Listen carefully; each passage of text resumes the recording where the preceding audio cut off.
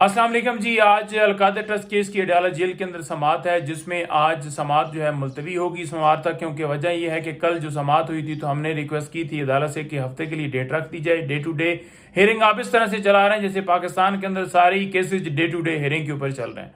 तो उन्होंने कहा था कि आप आइएगा, कल दरख्वास्त दीजिएगा तो फिर समाअत जो है मुलतवी करेंगे। लिहाजा मंडे और हफ्ते की हमने उनको सदा की थी, तो ये मंडे को केस जाएगा।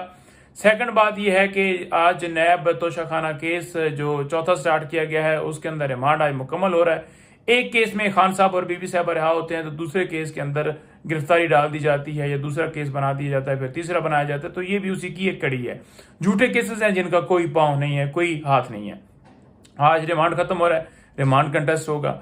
नंबर 3 बात यह है कि इस्लामाबाद हाई कोर्ट में एक दरख्वास्त दी गई थी बुशरा बीबी साहबा की, जब बरीयत हुई थी तो उनको रिहा करना था, तो उस पर आपने देखा कि रिहा नहीं किया गया और नए मुकदमे में खान साहब और बुशरा बीबी साहबा को गिरफ्तार कर लिया गया।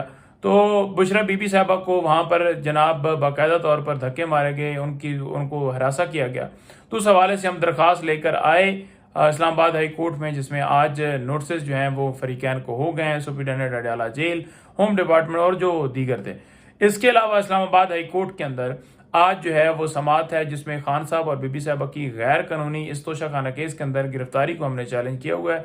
उसकी वजह ये थी कि बुशरा बीबी साहबा और खान साहब ने दोनों ने प्रीवियस बेल्स के लिए अप्लाई किया हुआ था। तो जब प्रीवियस बेल्स के लिए आप अप्लाई करते हैं तो उसमें प्रीवियस बेल्स जो हैं वो दी जाती हैं as a matter of right, लेकिन वो नहीं दी गई और बल्कि नोटिस कर दिए गए। और आमर फारूक साहब ने 12 दरखास्तें देने के बावजूद, फिक्स करने के बावजूद जो है कभी बेंच अवेलेबल नहीं है, कभी कोई बहाने से वो काज कैंसिल की।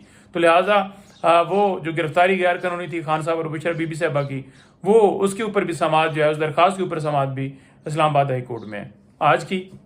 ये तफसीलात हैं, मजीद जो अपडेट्स होंगी मैं आपको अपडेट करूंगा। बहुत शुक्रिया।